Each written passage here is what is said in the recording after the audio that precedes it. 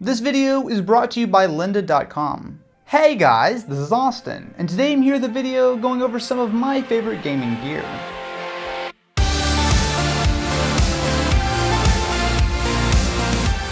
Something I get asked about all the time is what mouse and keyboard I use. When gaming, I really like the Logitech G710 Plus. While there are a lot of cheap mechanical keyboards out there, the G710 adds some features that make the extra price worth it for me. First of all are the Cherry MX Brown switches, which strike a nice balance between clickiness and not being incredibly loud. Another nice feature is the customizable backlighting.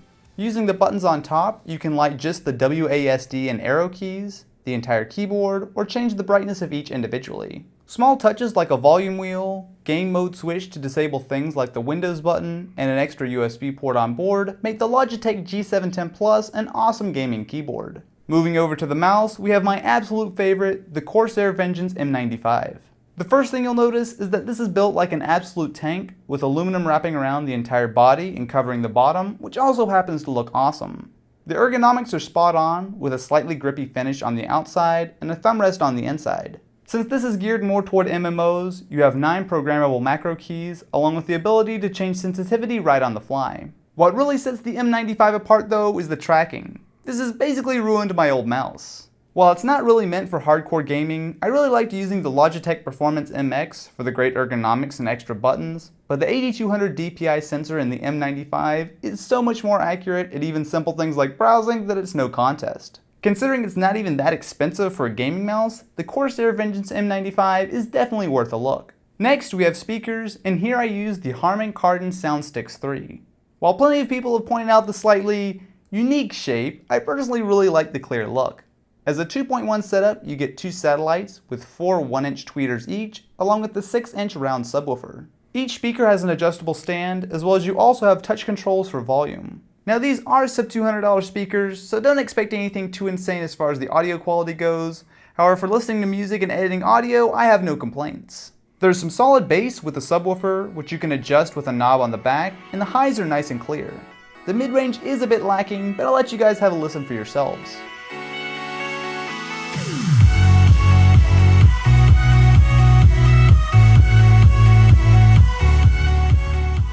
Overall, if you want a nice looking and sounding set of speakers that won't break the bank, it's hard to go wrong with the Harman Kardon SoundSticks 3. Another important part of my gaming setup is the Elgato Game Capture HD. This is a killer little capture card that allows you to record gameplay for basically any console out there, including the Xbox One, PS4, PC, and more. The hardware itself is small and simple, with a mini USB port which handles both power and data, HDMI and AV in from your console, and HDMI out to a monitor. It's dead simple to use and allows you to record at 1080p while still playing a game using the HDMI pass-through, which keeps lag out of your way. Quality is great, especially for YouTube, as this is how I record basically all of my gameplay.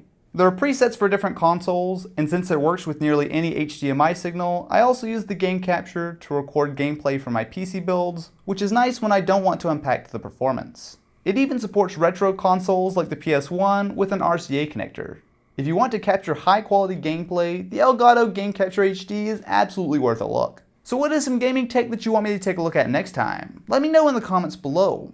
Also, huge shout out to lynda.com for making this video possible. Lynda.com helps you learn and keep up to date with your software, pick up brand new skills, or explore new hobbies with their easy to follow video tutorials. Odds are if you watch my channel you enjoy tech, but with lynda.com, you can learn how to really get the most out of it. They have detailed tutorials on how to shoot better pictures and video with your camera, learn how to program apps, and way more. Even though I've been editing video for years, I've been enjoying lynda.com's really helpful Premiere CC course. There are a ton of other tutorials on the site too, with more added every week, and you can get access to them all starting at just $25 a month. For you guys though, you can get a 7-day free trial when you go to lynda.com/Austin. Again, that's lynda.com/Austin, so go check it out and help support the channel.